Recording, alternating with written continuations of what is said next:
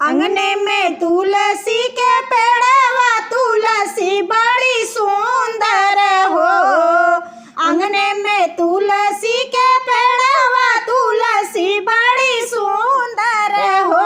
हे तुलसी हमाया ही जन्म बजनिया त मनसा पुराई देती हो। हे तुलसी हमाया ही जन्म बजनिया त मनसा पुराई देतू हो। हे तुलसी दैना देती गोंदी में लला नवा त पियरी चढ़ाई देती हो। हे तुलसी दैना देती गोंदी में लला नवा त पियरी चढ़ाई देती हो। सासू जे बोलाई बोलिया ननद ताना मारई हो। सासू जे बोलाई बोलिया ननद ताना मारई हो।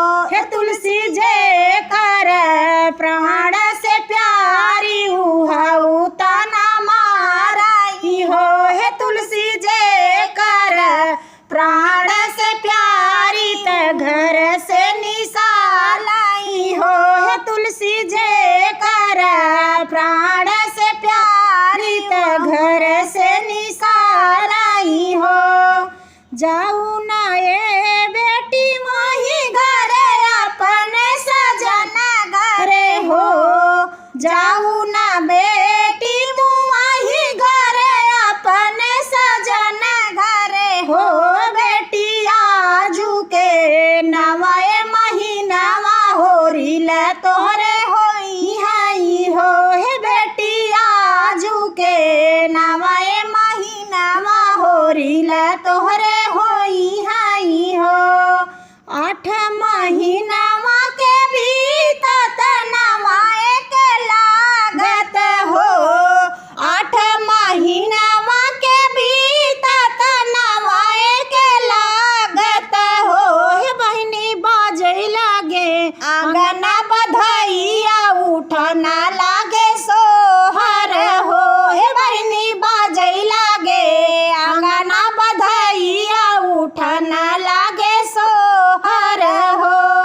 मचिया ही बाई ठाली सासू त बहुआ राज करई हो।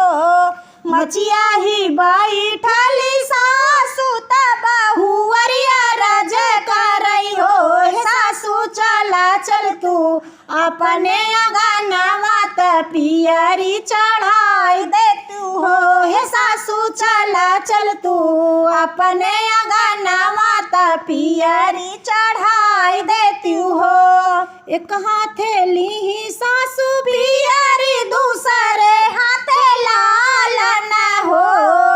एक हाथे ली सासू पियरी दूसरे हाथे लाल न हो।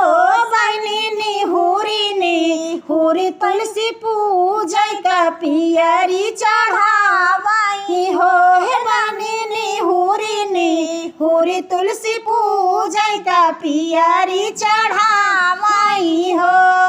हंसी हंसी बोलाई तुलसी मैया सुनो मोरी बेटी हो।